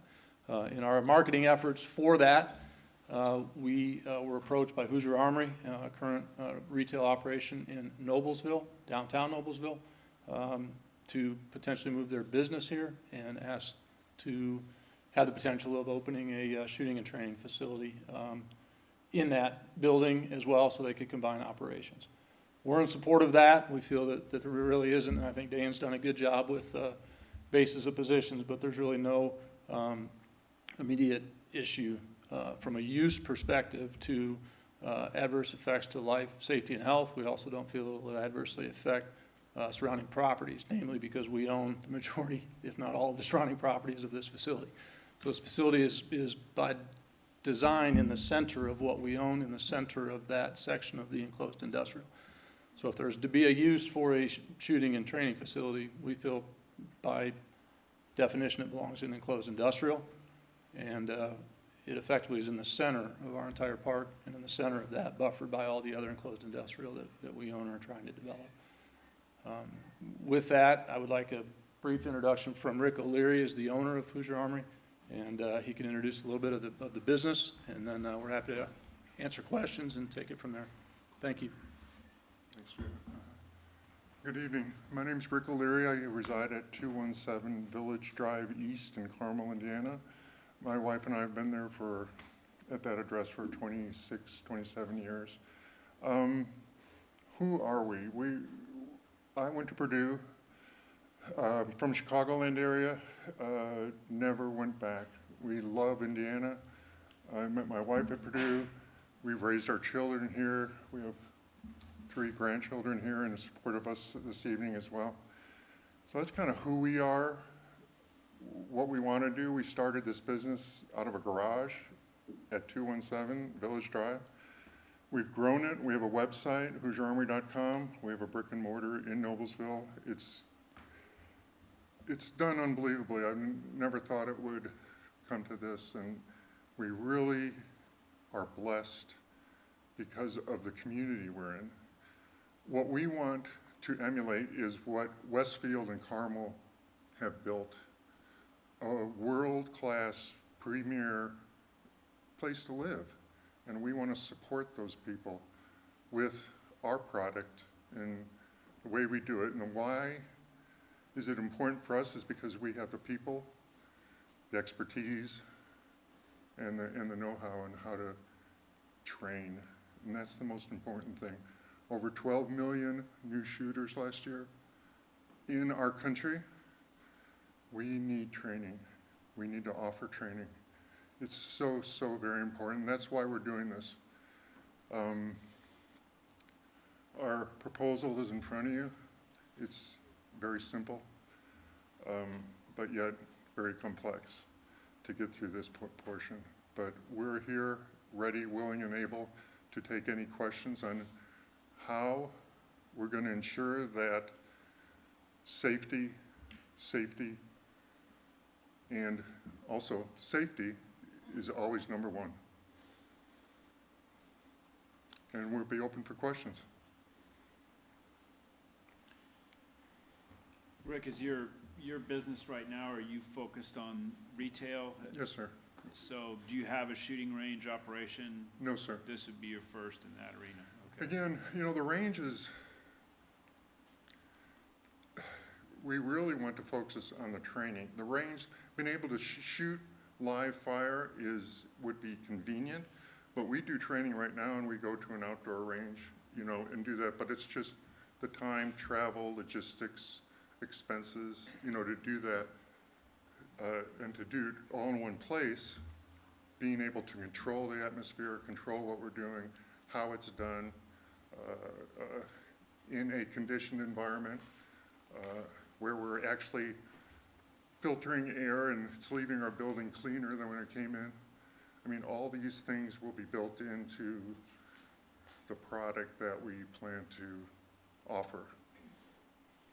What is, based on, you know, I saw the drawings in your materials, but I'm not an engineer. I don't know anything about shooting ranges, but I do know that we have a history in Westfield of having significant problems with noise from the shooting business or the range that exists in the community now.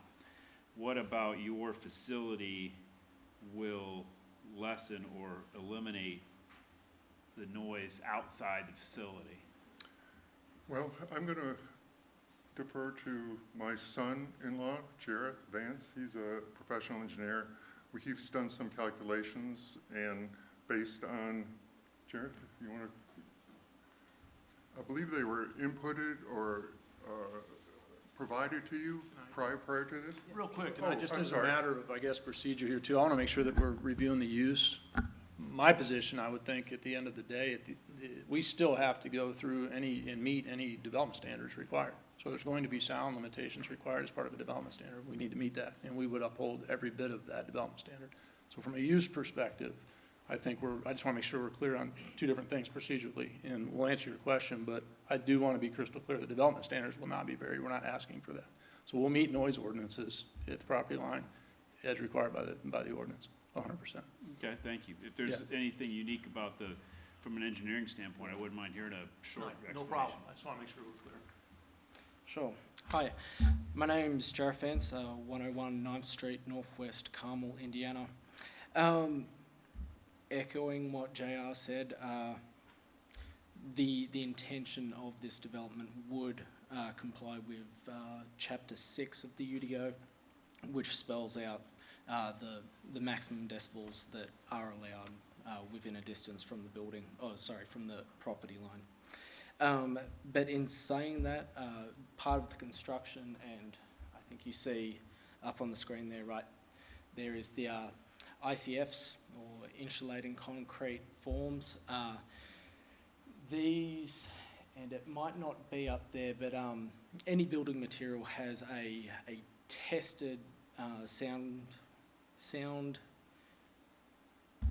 what is it?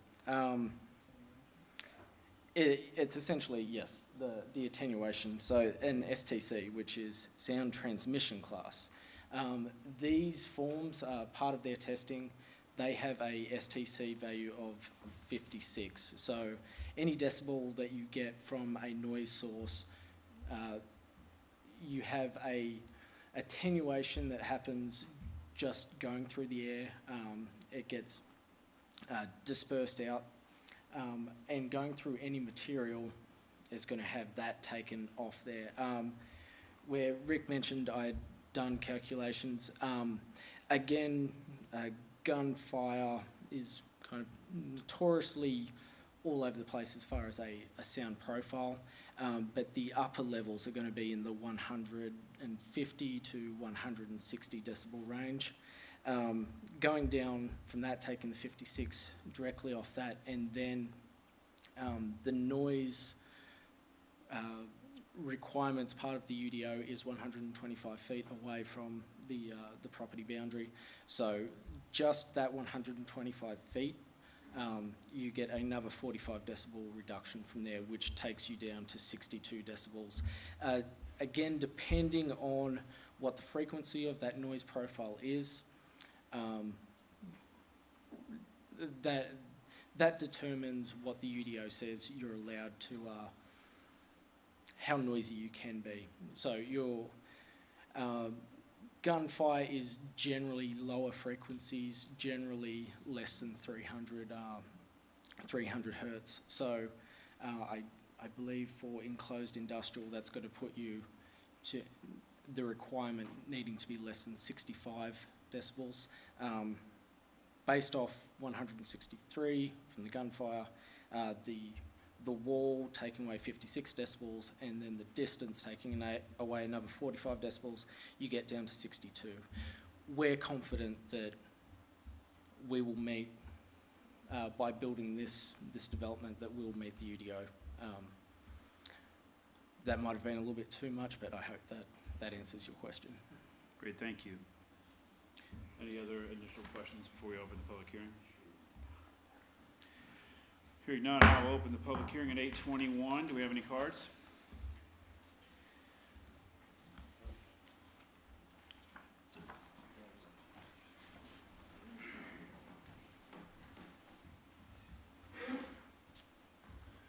Evening.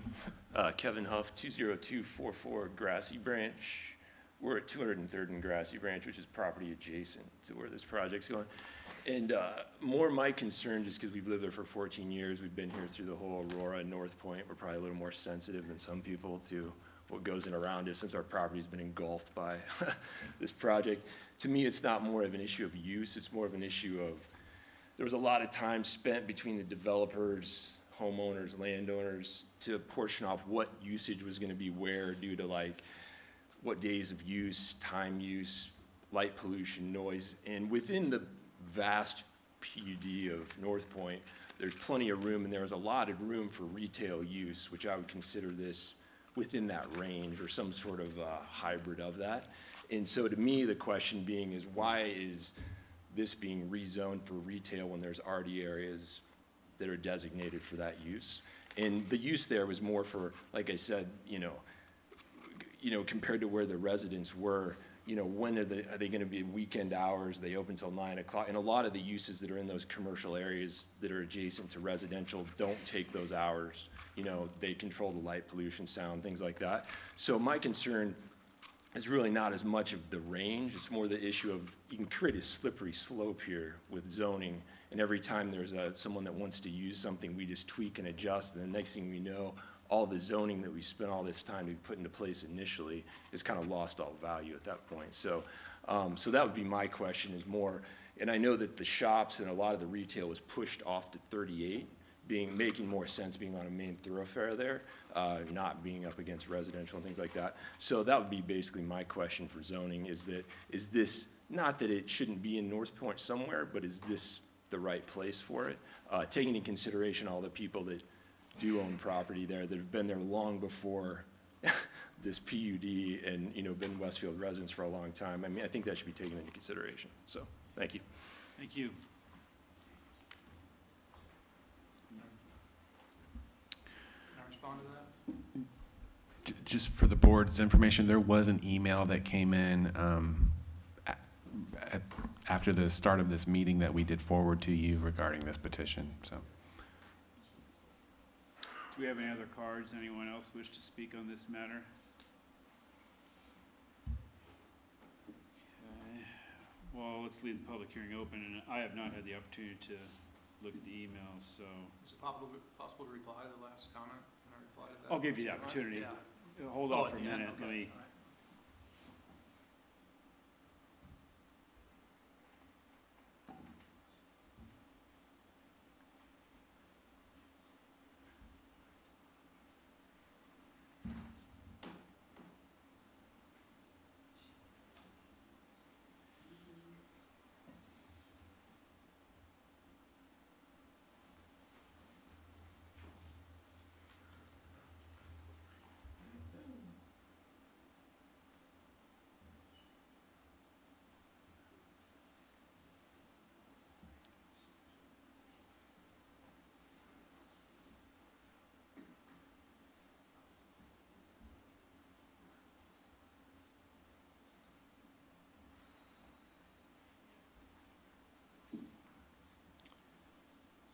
Have we had anything else come in electronically?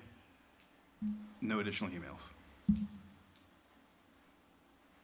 Oh, close the public hearing at 8:25.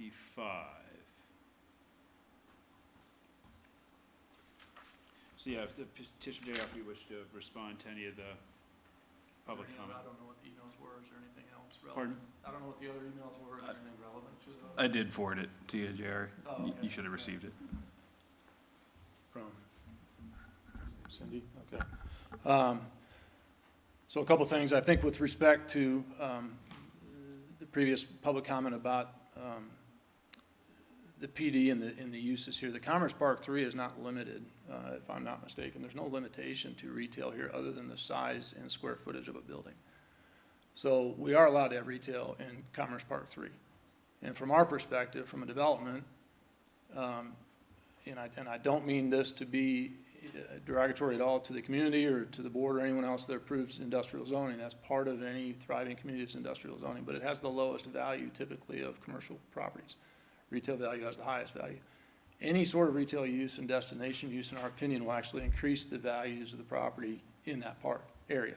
We are spending nearly $1 million to put the main drive and dedicate it back to the city of Westfield through our park from Grassy Branch out onto State Road 38 for that specific reason, to help drive traffic flow and the mixed use of industrial, wholesale, distribution, retail, plumbing supply shop, whoever we can get that wants a retail component, wants industrial. It is by definition what this part of the zoning ordinance in our mind would propagate, and that's what we're investing in, so we're hoping that's the case. I just want to be clear that retail use is approved in our section of the PUD, and there should be no limitation other than square footage, and we're nowhere near that. So I don't feel that's an issue. With respect to, I'm sure the perceived suggestion would be that the negative impacts this will have, and the reference was made earlier to the noise of a previous shooting range. I think we have to, and I guess I would politely ask the board to consider the fact that precedent's been set with the approval of a use. And if we look now, I bought a buildings 2 doors down from Tim's shooting range in 2013. Okay, 8 years later, this year, I went before you all last year, we split an empty lot. I built another building, and it sold before I had it split and recorded. And I tried to lease the existing building, and nobody wanted to lease it, everyone wanted to buy it, and I had multiple full price offers on it. That's 2 doors down from Tim's shooting range. And I think we look at State Road 32, you have Portillo's, you have Olive Wheeler Landing. I think we all would probably only wish we had property surrounding that area, not because of Tim's, but because of the growth of Westfield, because property values are increasing across the board. So I think we have to be really careful that this use, specifically diminishing values, when that, by proof, in 8 years of operating, has had zero impact or negative impact on the actual values and the community thriving. It's doing that. We want to support that as developers, and I know that Hoosier Army wants to support that as a community member as well. There is no issue with that. We'll oblige by any requirements of the ordinance from a building standards, from a noise and safety perspective, all of that. We've been here 20 years. I got more to lose than I have to gain with one project. So we have way more to lose, and I think we'll be all about a team player here. So thank you. If you have any other questions, please let me know. Thank you. Staff, could you comment, the email we received raises an issue with a procedural issue, a variance versus a PUD amendment. what's the process petitioner was directed to, I presume, was a variance. What went into that decision? Well, it represent procedural options to applicants when they come and meet with us about projects that they want to do in our community, and PUD amendment was presented as a procedural option, as was a use variance. So this is the one that they chose to file. So it's an either or, there's not one approach that's mandated with. Yeah, I think in this case, the way as I read this ordinance, I think it gives us that option to pursue a variance. I know that's historically not what we've done in this community with PUDs and use changes, but I'm not sure that it's You don't not have an a long option. history of it either, so, Right. of opportunities. Can I speak to that and our decision on that? in some Sure. regard? I think in reference to the size of this PUD becomes a little bit of a burden, right? 431 acres, I can't imagine how many owners are now involved in all of that process to get community consent. Typically, you come through with the approval of the PUD with one developer in one voice, and they coordinate that and they get all that done. After that happens and you go down the road 2, 3, 4, 5 years, and with the rapid growth, it would be near impossible to get that size of the PUD back under any sort of organized voice and communication. It would be as different as it would be downtown here. You have that neighbor and that neighbor and that neighbor. Anyone's willing to speak up, right? And they all would be willing to speak up tonight if they were aware of it and had concerns with it. So I don't think a PUD review reference to a use variance, there's two even paths. We looked at it and say, if we're not going to damage the life, safety, and health of the community, we're not going to affect adversely other properties around it, the use itself should not be in question, regardless of the PUD that's been previously approved. We're a legitimate use if it existed, but you don't have one in the city that does exist. So we're asking for that here in enclosed industrial. Thank you. Any other questions? Concerns, comments for the petitioner? I mean, I'll just add that I think the use is completely fine. My biggest issue was going to be if any neighbors are really against, the sound or just any other factors that might come to be. It was mentioned about having the issue of the shop retail option. If that is permitted in Area 3, then I think that's totally fine. That lenience there, and then just in terms of comparing it to businesses like this that are already pre-existing, whether it be Tim's here in Westfield or the one down in Carmel, I think those are in surrounding areas very similar to what this will turn out to be. I think those are pretty much all my thoughts, so yeah.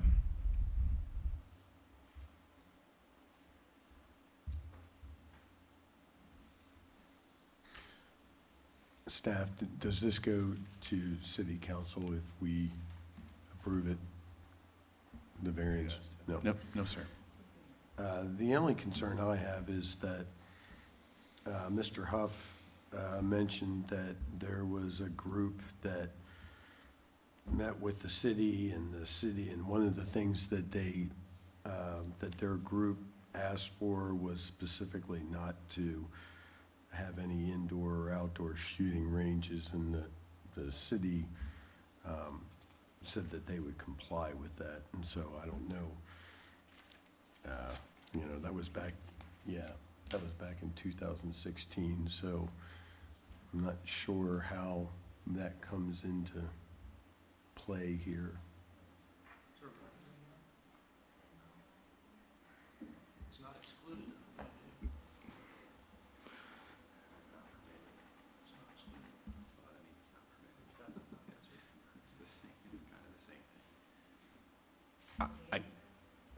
I'm not sure. I would need to know if that's memorialized anywhere. If that's just hearsay, then that's not binding.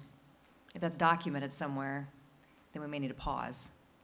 But if that's not documented, then I mean, approve basically, it. the PUD speaks for itself, right? I mean, that's what- Correct. And it's not, no, it's just hearing you say it's not an excluded nor permitted use. I mean, it certainly could have been brought up at a neighborhood meeting or something like that. Sure. but it is not a use that's even contemplated in the UDO today, so it needs a variance of use wherever it may go, if it were to be approved. So by outright not putting it in as a permitted use, I mean, they likely wouldn't have put it in as a permitted use anyway, because it's not even defined by the UDO. But I assume there were some oh, okay. So then it wouldn't have excluded either, then? It's because not explicitly excluded in the PUD because it's not a defined use within the UDO, nor is it a defined use within the PUD. That's right. It's not prohibited specifically, but it's also not listed as a permitted use, which just means it's not contemplated. Because, I mean, on the one hand, there was it was a long time-consuming process, a lot of neighbor meetings, a lot of work with the developer, I think, and I didn't participate in it, but I know the process went on a long time. So I guess what you're saying is even if that dialogue would have focused on the permitted uses table in the UDO, and therefore if this isn't listed, it never even would have been a topic of discussion, really, would it? I mean, it could have been a topic of discussion. It just was never explicitly excluded or permitted. Okay. Right.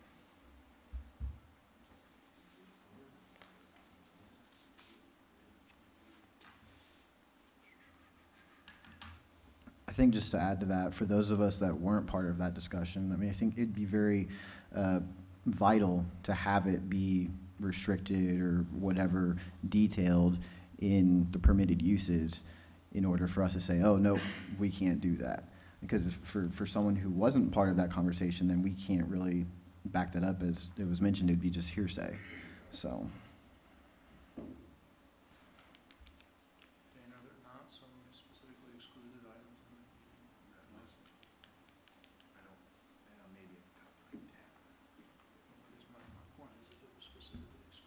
Any other questions, comments? Not all. Entertain a motion for consideration of this petition.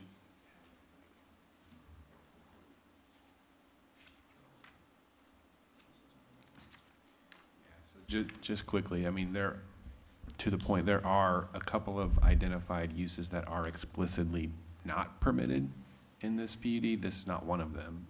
It's things like tavern and nightclub. So there was a conversation at some point during the process of this PUD creation regarding prohibited uses. That would have focused on use table type. That's uses. right. Yeah, everything that I'm seeing in here is something that's identified in the use table. Mm-hmm. It's not something that's outside of the use table. In which this is. Correct. Okay, thank you. I understand at least. I was about to say I'll bite the bullet, but I didn't want to use the pun. Sorry. All right, I'll make a motion of approval for 2111-VU-07 North Point Gun Sales / Range with the recommended conditions. 1, a secondary plat in substantial compliance with the proposed amendment, secondary plat Exhibit 4, shall be reviewed and approved by the Community Development and Public Works Department and subsequently recorded at the Hamilton County Recorder's Office prior to the issuance of an improvement location permit for the property. 2, approval for the variance of use shall only be valid for the 1.38 acres plus or minus identified as lot number 2 of Block A in the proposed amendment secondary plat Exhibit 4. And 3, the sale of guns on the property shall be ancillary to the use of the property of a firearm shooting range / training facility as determined by the Director of Community Development. If the shooting range / training facility element is removed from the property and gun sales become the sole focal point of a business, a new special exception granted by the Board of Zoning Appeals shall be required. Second. Motion by Mr. McCarty, seconded by Ms. Fortier to approve 2111 VU-07, subject to the 3 recommended conditions for approval. Staff, can you call the roll, please? Mr. Morales? Yes. Mr. Bowler? Yes. Mr. Schmitz? Yes. Mr. McCarty? Yes. Ms. Fortier? Yes. Motion carries. Thank you. I'll make a motion to adopt staff's findings of fact for the approval of this petition. I'll second. Motion by myself, seconded by Ms. Fortier to adopt staff's findings of fact for the approval of 2111 VU 07. Staff, can you call the roll, please? Mr. Morales? Yes. Mr. Bowler? Yes. Mr. Schmitz? Yes. Mr. McCarty? Yes. Ms. Fortier? Yes. Motion carries. Thank you. Thank Thank you you. all very much. Thank you. Thank you, Dan. Thank you. I guess that answers my question, what everyone was here for. Thank you very much. Thank you. Good luck to you.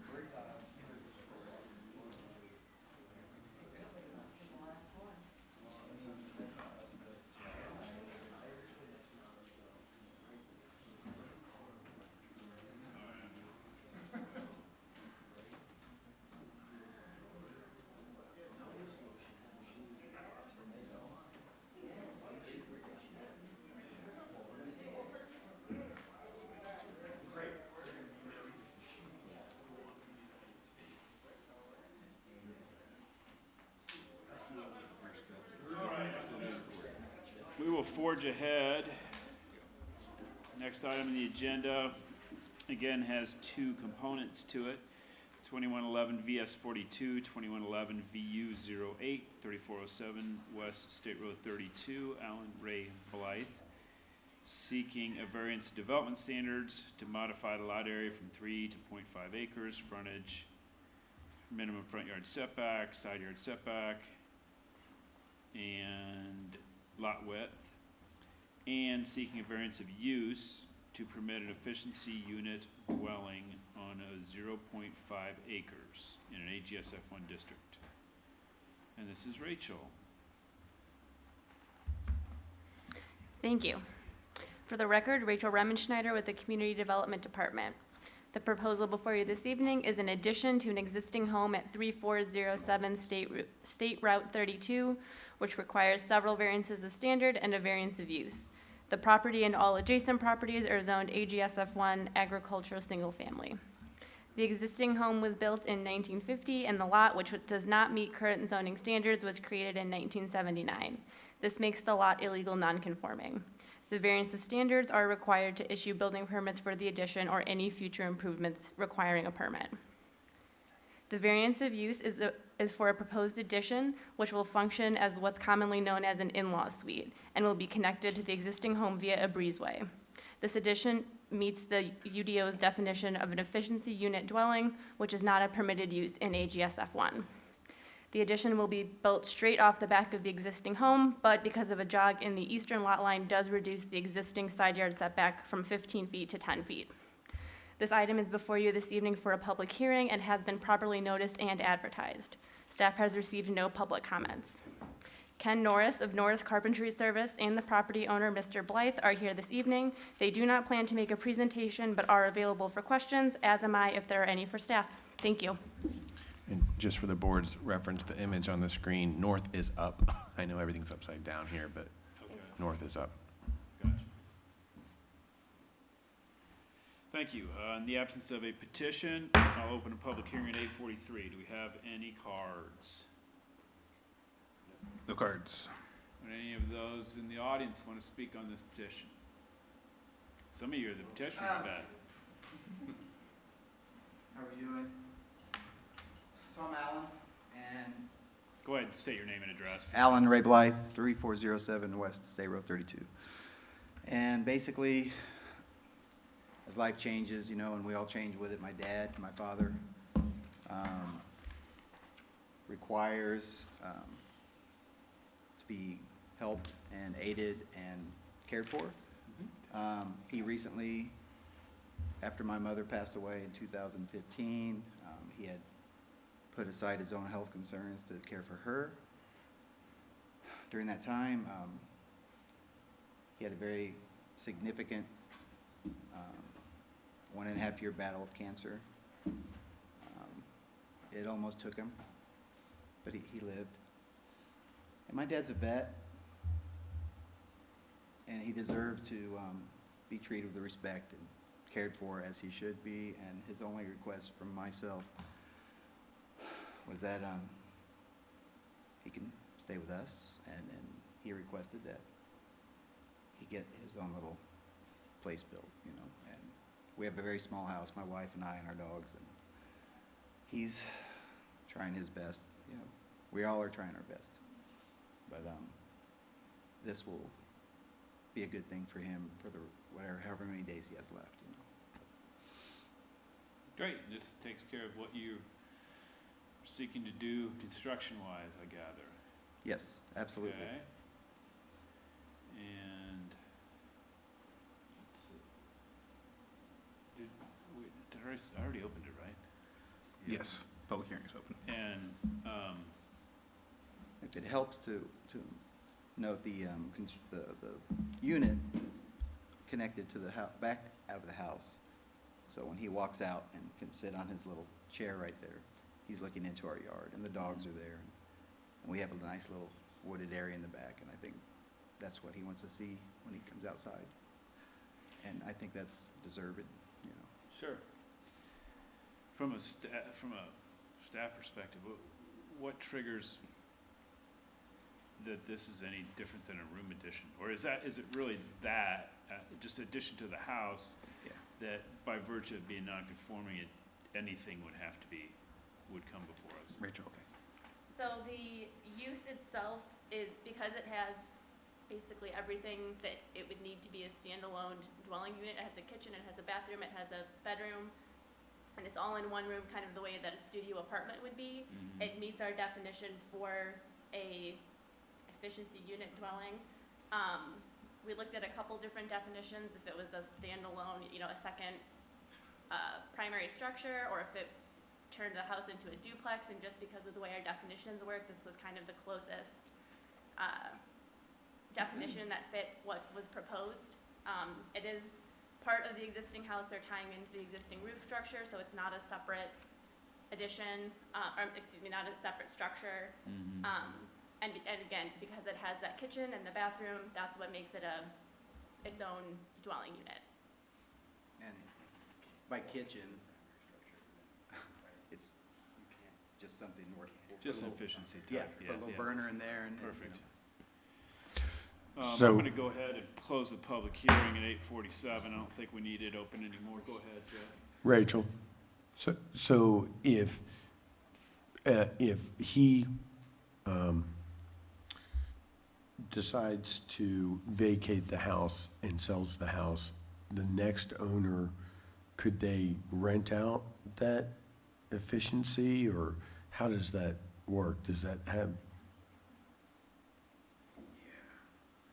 Yeah, that's an interesting question. We don't currently regulate that. I don't know if we can, so, yeah, I would assume that would be something that would be an option to them. Okay. It's just, you know, I was just Are wondering. duplexes in the use table as a permitted use? We don't really have them, Not in AGSF 1, no. but they are else in other districts? In other districts, yes. Yes. Like SF5 or something, so it would be non-compliant then if a user were to use it as a two-family dwelling, wouldn't they be in conflict with the zoning? Not this petitioner, obviously, but you know what I mean? Yeah, I don't know that our definition gets into ownership. Hang on.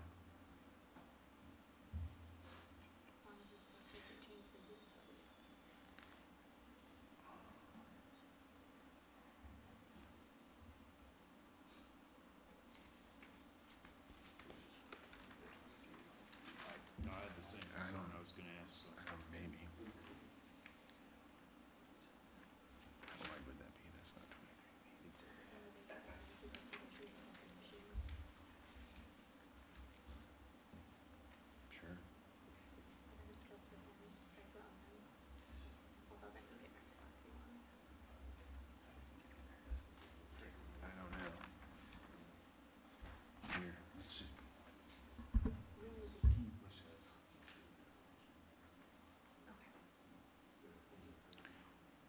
Did you guys have? I'm gonna pull up the definitions so we can, I mean, if that's, I think that's really kind of what we're, The definitions Bumping don't up really against- speak to whether they're being rented out or really the ownership at all. It's more the actual structure.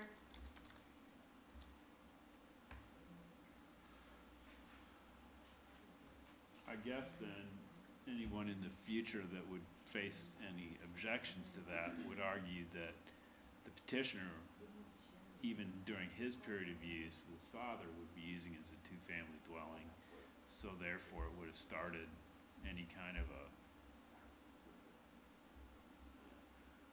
I don't know, it'd be a hard thing to stop. Right, well, and the only thing that would make it different is like, are you planning to have a door in between both dwellings? Or will they be totally separate? My dad has requested to have his own entranceway. Okay, okay. So there will not be a door into your home from his home? That's correct, but the entranceway is like from here to there. Right, okay. But they won't have separate addresses or anything. That's correct.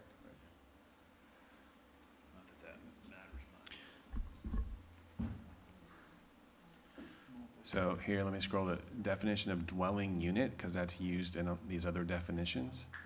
Any room or group of rooms located within a building which forms a single habitable unit for occupancy for one family unit and includes facilities that are used or intended for the use as living, sleeping, cooking, and eating. So then you go up here to efficiency unit and duplex unit, which I think is kind of what we're talking about.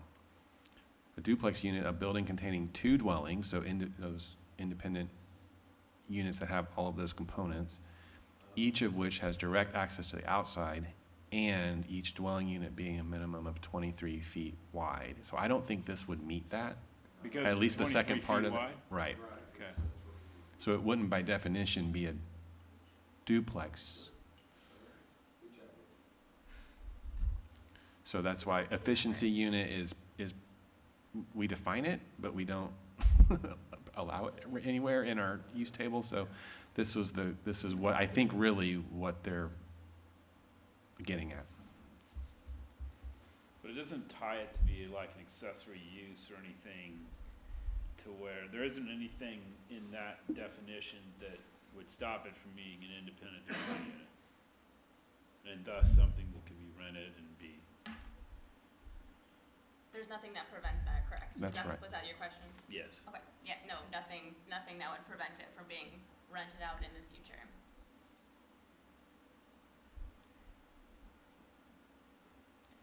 Is that something you'd want us to stay away from, even if we had the concern?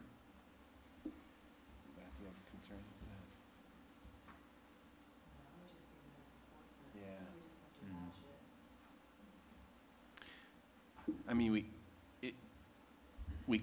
we could add something like that, but it would be an enforcement issue that really we wouldn't be monitoring. It would be complaint driven or something. I mean, someone would have to tell us that it's in violation. We're not gonna be driving out there checking this.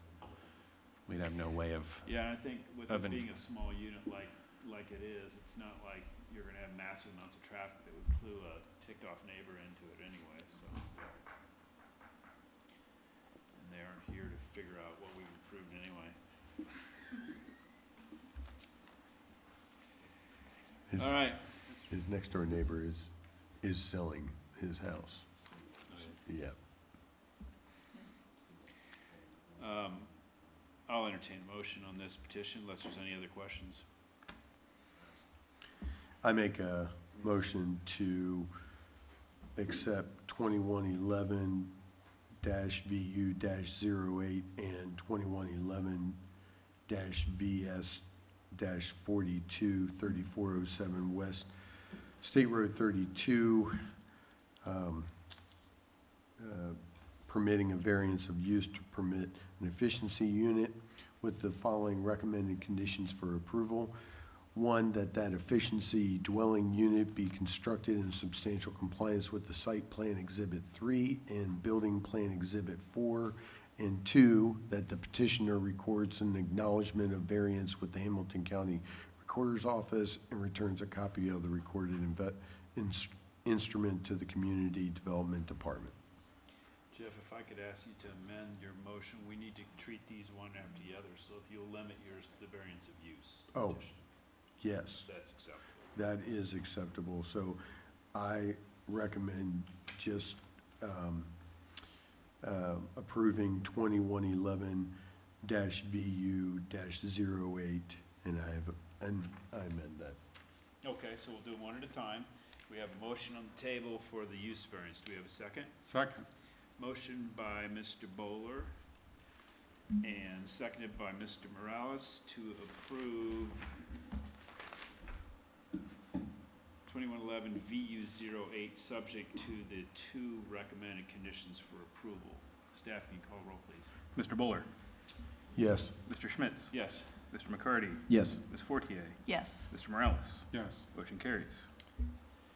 And I'll go ahead at this point and make a motion to adopt staff's findings of fact for the approval of the variance of use 2111 VU-08. Second. Motion by myself, seconded by Ms. Fortier to adopt staff's findings of fact for the approval of 2111 VU-08. Staff, can you call the roll? Mr. Bowler, Yes. Mr. Schmitz, Yes. Mr. McCarty, Yes. Ms. Fortier, Yes. Mr. Morales. Yes. Motion carries. Now we'll deal with the standards variance. Do we have a motion? Jeff? Absolutely. I recommend that we approve 2111-VS-42. And I don't think that are there any? Yeah, the same two. Oh, it's the same two. Okay, gotcha. With the following conditions. Thank you. Following recommended conditions for approval that the efficiency dwelling unit be constructed in substantial compliance with the site plan exhibit 3 and the building plan exhibit 4, and 2, that the petitioner records an acknowledgement of variance with the Hamilton County Recorder's Office and returns a copy of the recorded instrument to the Community Development Department. Second. Motion, was that Victor? Motion by Mr. Bowler, seconded by Mr. McCarty to approve 2111 VS-42, subject to the two recommended staff conditions. Staff, can you call the roll, please? Mr. Bowler, Yes. Mr. Schmitz, Yes. Mr. McCarty, Yes. Ms. Fortier, Yes. Mr. Morales. Yes. Motion carries. Thank you. I'll make a motion to adopt staff's findings of fact for the approval of the development standards variance. Do we have a second? I'll second. Motion by myself, second by Ms. Fortier to adopt staff's findings of fact for the approval of 2111 VS-42. Staff, can you call the roll, please? Mr. Bowler, Yes. Mr. Schmitz, Yes. Mr. McCarty, Yes. Ms. Fortier, Yes. Mr. Morales. Yes. Motion carries. Thank you. Thank you, Mr. Bly. You're all approved. Thank you.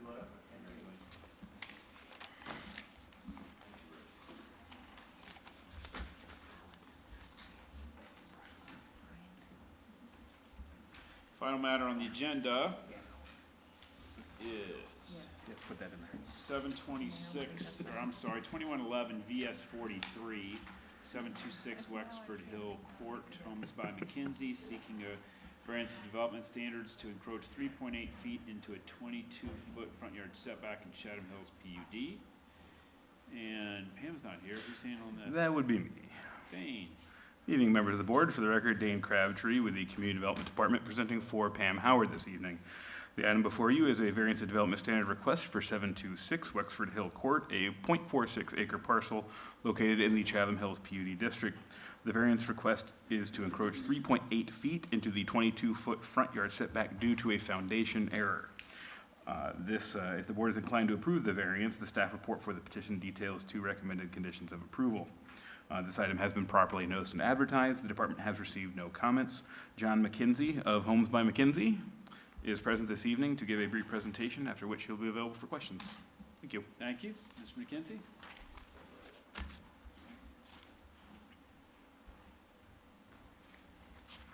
Good evening. I'm John McKenzie. I live at 623 Round Hill Road in Indianapolis, Indiana. I'm the builder of the home on this lot. It was aired by our foundation contractor. They thought the offset stakes were 5 feet, and they were actually 10 feet, so they were 5 feet further forward. and with the way the lot works, it put them over the building line by 3.8 feet. We found out about it when we did a foundation survey for the bank that was doing the draws on the home for the customer, and we stopped construction right away and began this process. So we've sat there like that. The foundation is completely in, so we are requesting the variance. We don't think it does any damage to any of the neighbors there or property owners. There's really nothing architecturally we can do to cut off part of that foundation in the garage and make the house work. It just architecturally is not possible. It probably would be worse for the neighbors to try to have a look with that than leaving it where it is. Any questions, I'll be happy to answer. But we hope that you'll approve this tonight. Thank you. So, thank you.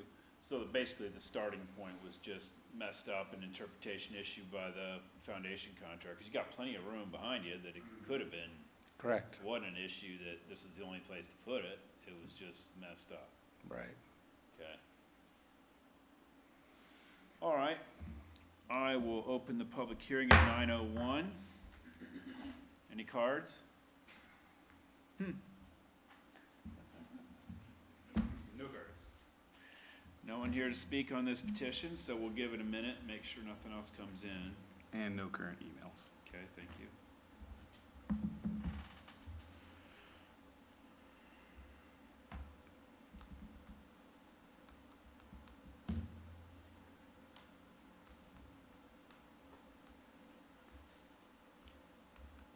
How come the foundation guy didn't come and take the heat today?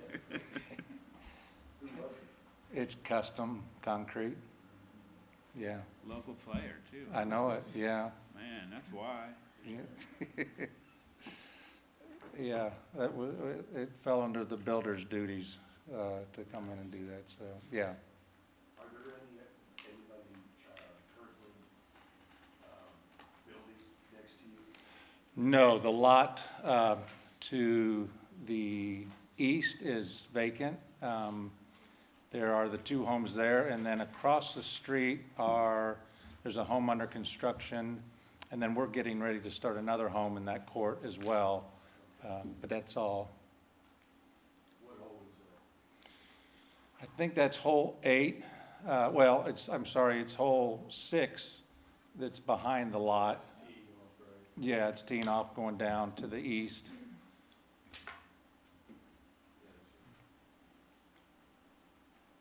I haven't played it yet, but I kind of know it just by building out there, so.